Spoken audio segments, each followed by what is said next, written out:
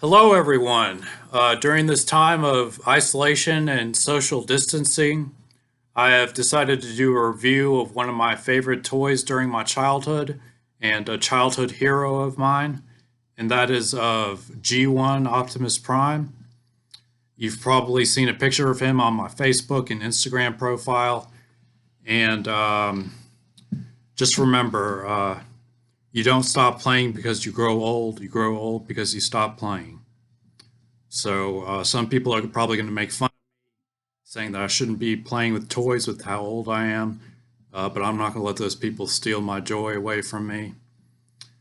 And first off, I'm going to start with the packaging. Here's the packaging. See it? And it has all the bio and stuff on there. And there's the artwork. And it says that Autobot Optimus Prime and his function is commander, and his motto is freedom is the right of all sentient beings. Some other good Optimus Prime quotes are, "There's a thin line between being a hero and a memory. And in any war, there are calms between the storms. There will be days when we lose faith, days when our allies turn against us, but the day will never come when we forsake this planet and its people. And no sacrifice is too great in the service of freedom." The bio goes on to state that Optimus Prime is the largest, strongest, and wisest of all Autobots. He feels his role is the protection of all life, including Earth life. He fights unceasingly to defeat the Decepticons.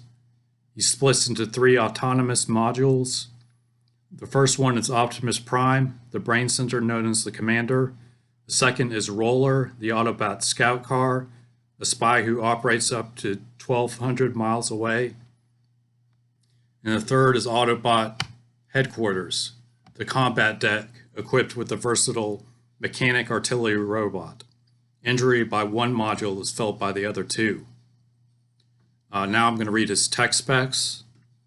His strength is 10 out of 10. His intelligence is 10 out of 10. His speed is 8 out of 10. I think his speed is a little bit high since he's just a truck. His endurance is 10 out of 10. His rank is 10 out of 10. His courage is 10 out of 10. His firepower is 8 out of 10. And his skill is 10 out of 10. The box also states that it is a world of constant change, where things are not always what they seem. It is the world of the Transformers, a world of heroic Autobots and evil Decepticons. Now, I did not actually grow up on the G1 Transformers. I grew up on Beast Wars, which was created during the 90s and was probably a little bit better of a show than the original Generation One show was anyway. In Beast Wars, the robots transformed into organic beasts, and the factions became known as the heroic Maximals and evil Predacons. They crash landed onto prehistoric Earth and tied the show back to the original Generation 1 Transformer show, when during the second and third seasons, the new Megatron was trying to kill off the in stasis or sleeping mode Optimus Prime before he was awakened in 1984, so that the Maximals would no longer exist and be a threat to him and he could rule Cybertron.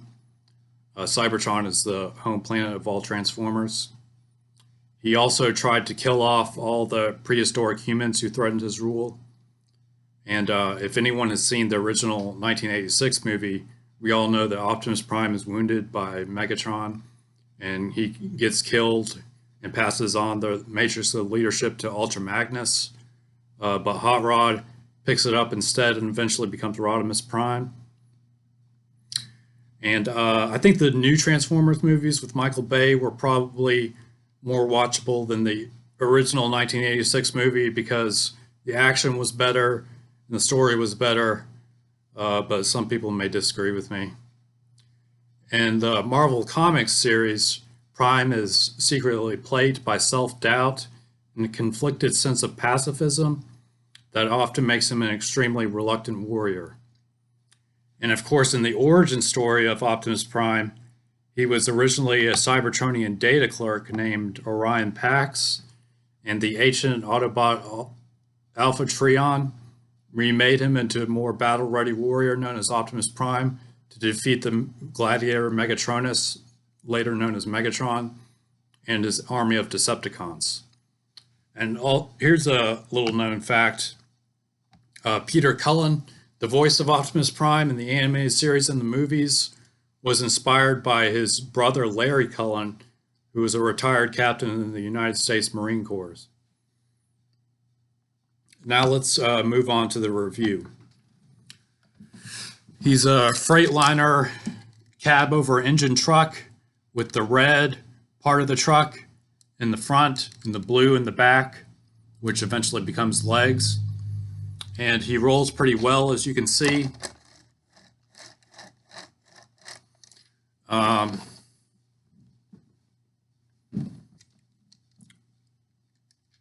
Yeah, you have to be careful because his fists and weapons are stored separately, and you could lose them if you don't find a place for them. In later figures, the fists can be rotated and stored inside the arms itself, and the guns and matrix can be stored inside them as well, so you don't lose them. He has a nice rub symbol on the top. If you rub it, it will reveal that he's an Autobot. And it's not coming up, but it does reveal that he's an Autobot. And he also came with stickers, which are on the sides of the vehicle. I put them in the appropriate places. He's got some on his legs too. And the legs are actually made of die-cast metal, so they're made to last, which is not the case for some later figures we've been getting. So that's a good thing. Now I'm going to transform him. I'm going to separate the arms, come back here, take the arms out. He transforms just like he does in the show. I'm going to flip the head up, and I'm going to bring the legs down and flip the feet out. Then I'm going to come and I'm going to slide the fists into the fist holes. Well, it's not letting me do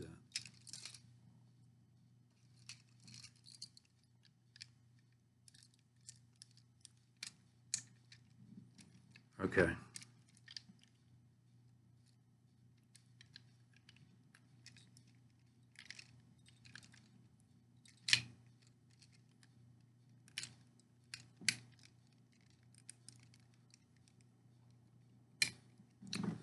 So there he is, transformed and ready for battle. He's about the size of a Voyager class, so he's pretty big. One thing that's an obvious flaw with this figure is that in the original Optimus Prime toy, his eye color was yellow, but in the animated series, his eyes color was blue, so that's an obvious flaw. Another flaw is that this is true for all Generation 1 toys, is that they don't have that much in the way of articulation. But this guy actually does have some pretty good articulation. He has, his arms can move up and down, and his elbow can go out, and his legs can move back because of the transformation. But also he has a knee bend, and I didn't realize this until just a few minutes ago, but his knees can bend. So he can actually do some poses. I'm not sure if that was true for the original toy, but this version does have a knee bend. And despite the flaws, I think he is a great nostalgic figure and well worth the purchase if you can find him in stores. I picked him up at Walmart, and I've seen a bunch of these Generation 1 figures lying around in the store. Anyway, hope you liked my review. And thanks for watching.